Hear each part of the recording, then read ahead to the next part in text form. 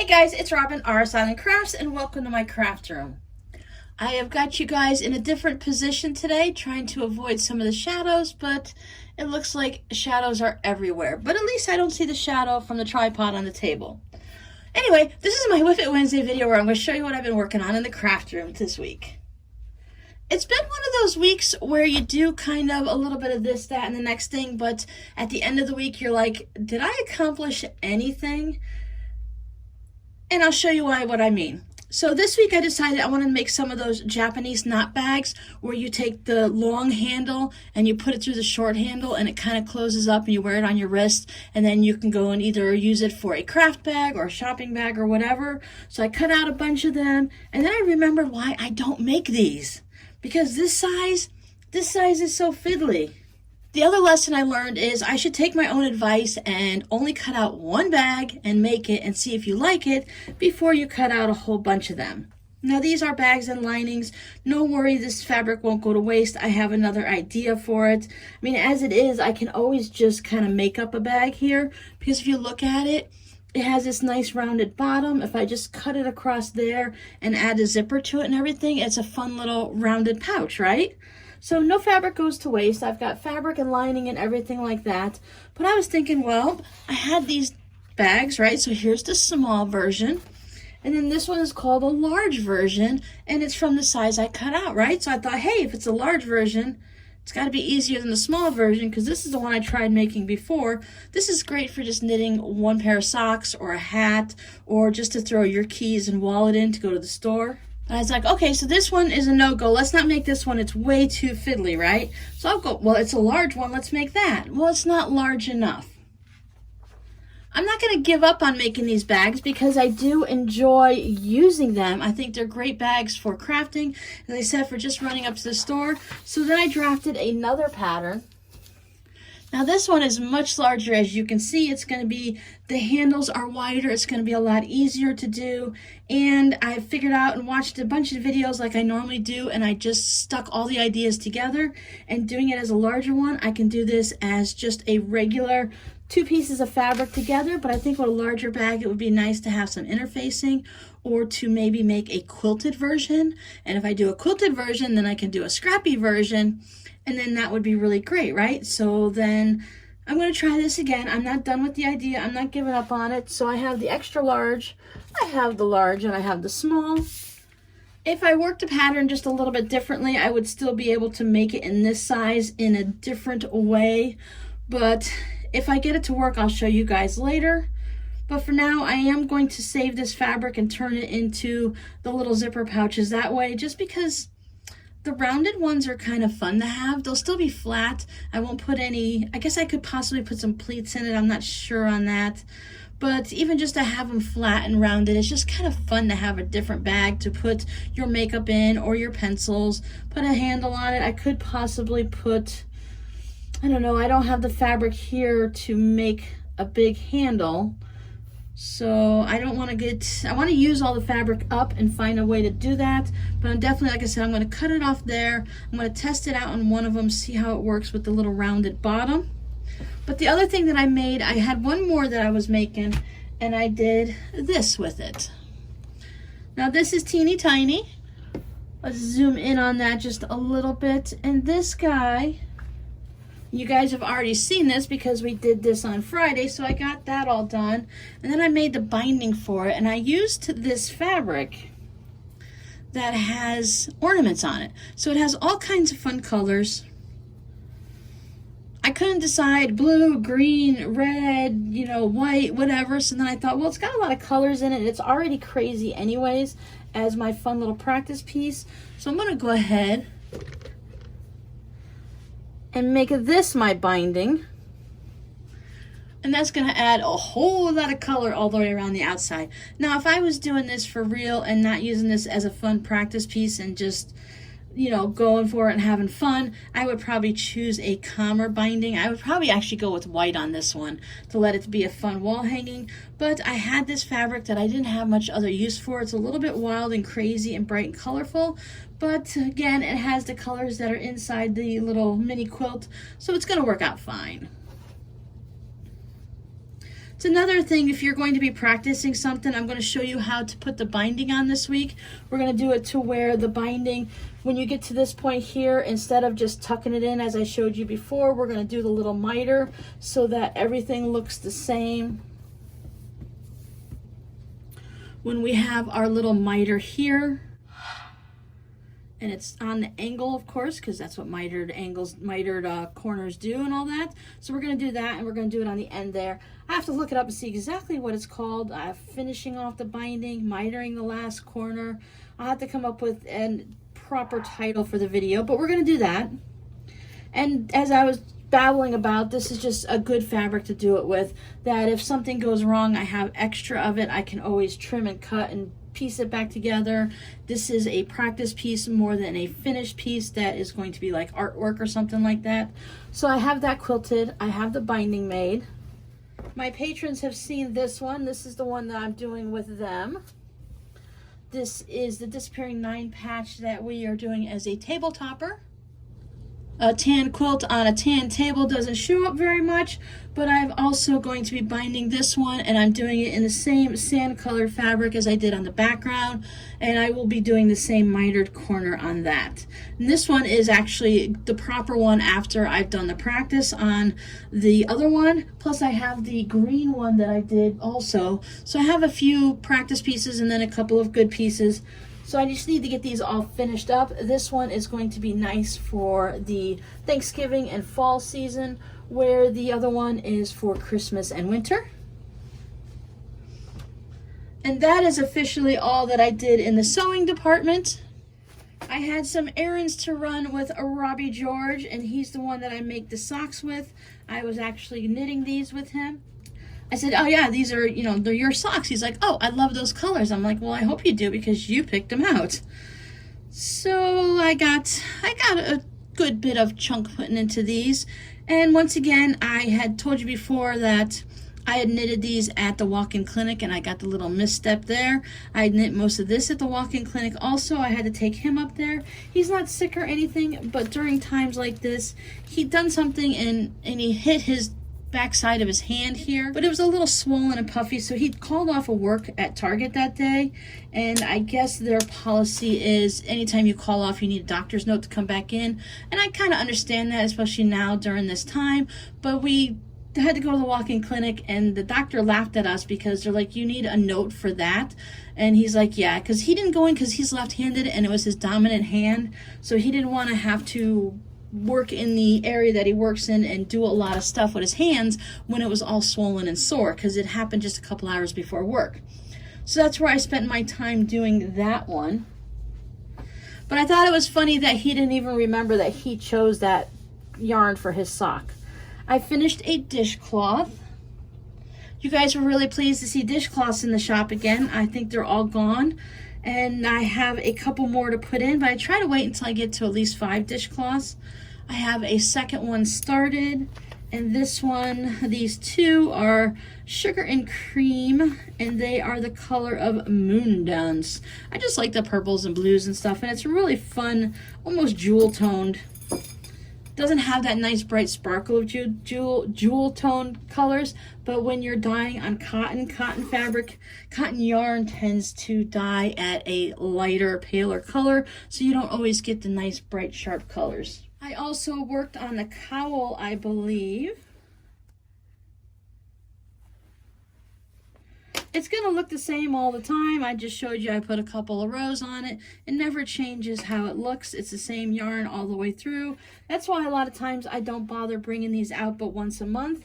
But I just wanted to give you guys some crafting content this week. The other thing I worked on was my pumpkins.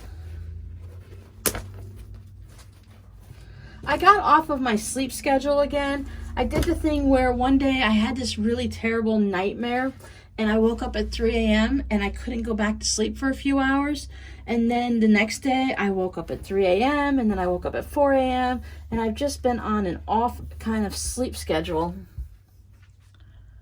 Yep, you guys can't see anything. I can see it really great. The colors are the neon colors and they really look like they glow in person, but it's just hard to pick up on the camera.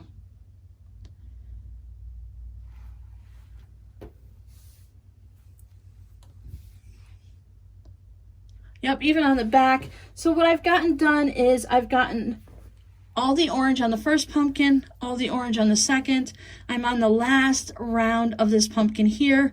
Then I'll do the face, fill in with the bright yellow trick or treat, and then this will be ready to get quilted and hung up. Then I'll start working on the one with the black thread, and that one should be more visible even on this radioactive green fabric that I've chosen. So most of the time at night, I've just been basically falling asleep in my chair because I haven't slept very well during the night. And at the end of the day, it just gets so tiring. Oh, I'm showing you my bags like I'm at the end. I have one more thing to show you, and then I'll tell you about the rest of the way I spent my week. I did work on the miter square blanket. When I get not enough sleep and I get overtired and stuff, the brain really stops functioning.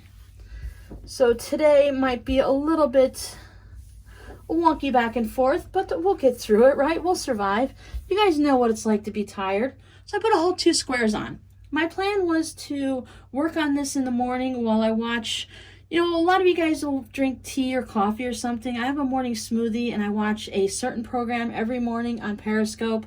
I watch Sue Stokes from Knit24 on Periscope, and she just talks about hand embroidery and dyeing yarn and knitting, and it's just like hanging out, kind of like we try to do here. I'm just kind of hanging out with her in her little shop area where it's not a craft room. It's a shop, not like you go shopping at, but a shop like you work in. Like I call my craft room my shop. So she shows us all the things that she's working on, and that's where she dyes her yarn and stuff like that. So I really thought I was going to sit down and knit a square a day while chatting with her, but then she went and saw her grandkids and was gone for a few days last week, so I only got 2 squares done. So I added this square here, and when I've decided that whatever I add on the top right corner, I'm adding in the bottom left corner so that they're kind of opposite each other. The colors won't be that close, but this is one of those types of yarns that is striping and changing, so it went from this darker color to the light and then back out to that dark color. But I still love it. I will get more done on it. It's just one of those things that is not a high priority. I have already been working on this for several years. I'll have to look it up. I don't know if this one was 5 years or my star was 5 years, but there was many times where, if you've been with me for a while, you've seen this change. I had started one, tore it out, then I did one where I wanted to put black borders around all of it, and I really liked the look. I just didn't like the process of knitting it, so I put that one aside, and then I started this all over. So this is actually Afghan blanket number 3. It's one of those things that it's more about the process for this, about sitting down and relaxing and knitting, and not the actual finished object. So I have red nails this week. Thank you guys for the lovely comments about my green. I've decided out of the 2, the green is my favorite. This red is also something I picked up when I was checking out the Halloween section at the Dollar Tree. They had LA Colors glows, Color Craze glows in black light. It really glows really well in black light, but it's not like we're in a normal situation where there's a lot of black light. But I guess imagine if you're like at a party or doing some type of a haunted house, then it would be really great. The green comes out really thin and very see-through, so it took me 3 coats to get it on. And the red was just a normal one. Now I'm calling this blood red, and it's not like gory, scary movie blood red. It's like when you go to the store and you get that fake blood for the kids for their Halloween costumes. That's what it reminds me of. It's kind of a red with a mauve pink undertone or something. As you can see, the color here is not really red. Now the green had stayed on for an entire week. I had actually just got one little bit of chip on it when I was out pulling weeds, and that was probably about the 4th day that I pulled weeds, and it finally had one little chip. So then I decided to go ahead and take that off, let my nails breathe a little, and I put this on. And I put this on Sunday morning, and by Sunday night, I pulled like 4 weeds and did the dishes once, and it was already taking a bunch of chips out of it. So I did a quick touch up for you guys, but I'll probably take this off tonight because it's just not, I don't like it when it gets chipped, especially I have to go out a few places this week, and I think it's, if I have the time to take it off or to fix the chipped part, I'd rather do that than to go out in public with chipped nails. Now, that's just me. I have never been a fingernail polish girl. I've never really had too much of an opportunity. As a child, when I'd put it on as a teenager and as a young child, it felt like my nails couldn't breathe with the nail polish on, like they were smothering. It really felt claustrophobic, and I'd be like, get it off, get it off, get it off. And then as an adult, I worked in restaurants, and then I worked in the hospital, and even as a housekeeper, we weren't allowed to have nail polish on. So I wasn't going to put nail polish on for 2 days at home while I'm doing all my chores and stuff like that, just to take it off to go to work for the next. Plus, we didn't get 2 days off in a row. I had like Thursday and Monday off, or Thursday and Sunday, or something like that, alternating weekends or some crazy stuff. So I just decided that it wasn't worth putting the nail polish on, which is why I don't have the greatest skill of putting it on, and I don't have the steadiest of hands anymore. So I do my best, and you know what? I know that some of you may look at it and be like, ugh, that girl can't put nail polish on. But a lot of you are looking at it like, hey, you know, Robin's just having fun. Maybe she enjoys doing it now. And I do. I like when I'm doing something around the house and all of a sudden I'll be like, oh, ooh, look, I got some color on my nails. And you know, you go back to knitting or doing dishes, and then all of a sudden I'll be like, oh, that's right, I got nail polish on. I don't do it so often, so that when I do have a color on, it's quite surprising. And I really like to put it on during like Halloween and Christmas.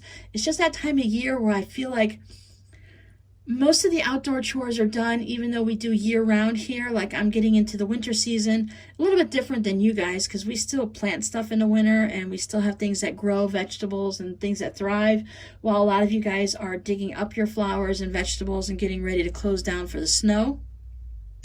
I don't have to do all that, so it's kind of nice to have some fun colors on, and it's just, the colors for Halloween and Christmas are always just fun, so I do it. I did buy one more color. You might be able to guess what it is, and I'm going to try that one out next week. And then I think I'm going to do something special for the week of Halloween, just to have a little fun, you know, to spice up my life a little bit, just to give myself, as I said, that shock of color. Because a lot of times, you know, when you're doing things, you don't see much, then all of a sudden you're like, oh, look, I'm typing and I can see the color. All right, so enough of that craziness. So what else did I do this week? Well, I bought 2 new bookcases to help control the chaos in the craft room here. I put them together and I put them into my other room where I store my fabric. I'm going to show you a little video of it. And I think I showed you once where the room was a mess because I got the dropsies and then I cleaned it up. Well, it's a mess again, but it's getting time to be cleaned out again. I'm going to be switching out my bed for a different bed, and I'm going to put the current bed I'm sleeping on in there and just help kind of maybe make it more of a cozy little room versus a storage room. So I'm going to go ahead and I'm going to show you what the bookcases look like. But before we get there, I just wanted to say that these bookcases are different. I bought the containers to store my scraps in before I got the bookcases, and I didn't realize, because of course, you know, why would you look at the measurements of the bookcases? I looked to see how tall they were when I bought them, just to make sure I wasn't buying short ones. I wanted tall ones. But Walmart has changed. Their regular mainstay bookcases used to be, I think they used to be like 36 inches, 35 inches wide, and now they're more like 28 or 30. They're a good 5 or 6 inches narrower. So you'll understand why when I show you what they look like and how I thought I was buying containers for them, but I didn't. So let me take you in there and show you what it looks like. Okay, so I bought these white ones because I wanted something a little different than the dark ones all the time. I kind of actually wanted black, and I know those are dark, but they're not brown. But the white ones are actually looking pretty good, and I bought these plastic bins. This is my storage closet over here. I have like a lot of bins stacked in it, and then I have some extra pillows, so you can kind of ignore all that. Clothes left over from Rob or the kids that they didn't take with them yet, but I don't want to get rid of. You know, and I've got the cat stuff and Robbie's keyboard. So it's just still leftover family stuff. Because when the kids move out, but their stuff never does. So I got these fun containers. They're not like super sturdy or anything. They're just these thin plastic ones from the Dollar Tree. And I thought it'd be great. I just tried I took one of those markers that you can wipe away with water. So I just kind of put some little labels on it, Halloween, holiday, and then yellows and reds and pinks. So I'm just storing the different scraps in here that I'm sorting out by color. So when I want to do a quick little project, I want to do some black and gray and white purses, little zipper pouches. So I know I can just pull this bin, take it out of this room and bring it into my other room where I actually do the sewing. And then I'll have my fabric contained in that one spot. And then I won't have to make a big mess out of it and everything and just have fabric everywhere. Then I can just pop it back into there. So I have that one there. And it fits really nicely between the window and the wall, so that was a good spot. Because sometimes these cabinets, these bookcases, this one seems even sturdier than the wider one, so that's nice. It's just that these containers don't fit, so I'm going to have to figure out something else. I'm not buying new containers, so these are going to have to be it. I might just have to store them differently. I'm going to go to Lowe's and get some wood to make new shelves. You can either buy those little tabs, the middle things that you put underneath the shelves down here. So I have a bunch of extra ones because anytime we throw away bookcases, I always save those, but you can also order them, I'm pretty sure. So I'm going to get some extra shelves so that these are all this height right here so that they can all stack. So if I put two of these, then I can put one of these gray ones in the middle, like down here, and use that for something else to store things in like that. And then I have the other one on the other side of the room. This one, this is where I keep all of my fabric and the yardage and stuff like that. So that's all stored in there, all that fun novelty stuff. And then I brought in, I just plopped these plastic bins on here because until I get both coordinated, I don't know exactly how I'm going to store everything. I just wanted to get it out of my sewing area. So this is the second one I bought. And once again, it goes between the window. And there's plenty of space here for me to still get into the fabric over there. And then, once again, that's that mess that I have to get cleaned up. So I still have things to go through. I'm just not in the mood to do it right now, you know? So that's where I put that second one. And the reason I got these in those white containers is I've been collecting some of you guys have sent me some scraps. This isn't all from one person. I've been tossing my scraps in here, and then you guys have scraps. And it's just, there's so many different ones that are actually by color now that I can sort by color versus by novelty, you know? So this is going to be just able to choose a bin and just put it in. So I can put it in the pink bin and the green bin. So anything that is smaller than a fat quarter is going to go ahead and get put into those containers. So yeah, I spent a good afternoon just going through and taking care of those bookcases and getting them all put together. That was really it was fun because it was fun. But I tell you, every time I think I'm doing good, those emotions just come back and hit you. The last thing Rob and I did together was put together 2 bookcases for in here, and it was such a good time. He had just gotten into the hospice care, and he was at that point where the chemo was getting out of his system, so he was feeling better, but the cancer hadn't been eating him up as bad yet, so we had that little honeymoon time when everything was really fun. So it was just nice to have those memories and think about that again. I'm sorry if I made anyone else cry, but you guys who have been through things like this, you know, the emotions just sneak up on you. You think you're doing really, really good, then all of a sudden, bam. So yeah, that's what I finished last week. I still need to go ahead and just move things around a little bit in the craft room here and get things more organized and settle things down so I'm not feeling so crowded with everything all around me. I just really like the way this one is turning out. I really kind of like how it's going to look, and I think adding this for the binding is just going to finish it off. It's going to blend in spots. I didn't want anything to dark brown would have looked really good, but I didn't want anything else to pop, and I didn't have a good dark brown that I wanted to use. And this one's going to look really fun and funky with that one. So you guys can look forward to this tutorial coming up. Now, I'm going to be doing a live stream on Saturday, and I decided whenever I do a crafty tutorial so along on a live stream that on the Friday before we're not going to have a tutorial video, but I don't want you guys to wait forever to have this binding. I wanted to just get it done and we can finish off these mini stacks and our Disappearing 9 patch up on Patreon. So what I'm going to do is I'm going to do on Friday, you will see the video about all the materials you're going to need for the tutorial on Saturday. So when I was going through some of my bins, I came across these scarves that I made for the nieces and nephews and for their parents actually. So I just have some fun fabric and then I added it in between some fleece and some flannel and whatnot. So I thought we would go ahead and make some of these on Saturday. So I will give you all the supplies that you're going to need. We're going to make 2 different styles. Of course, we're going to have to make some scrappy ones too. We can't make them all just solid fabric like this, right? So these are really great if you want to make them for, if you're going to make them for like children's homes or for the homeless or from any type of donations like that to the women's shelters. And if you just want to make them like if you've got a lot of grandkids or nieces and nephews, you can really whip these out at a very inexpensive cost because Joann's will be putting all their different things. They have them on sale a lot in the winter now, coming up towards Christmas. Plus, we can do this as a scrap buster. We can use scrap here and scrap there any way we want. So these are really fun things. You can make them for adults. You can make them for kids. As you see, this would be great for maybe a school bus driver. This could be for an older child or an adult. It all depends on how you change up the fabrics and how big you make your scarf.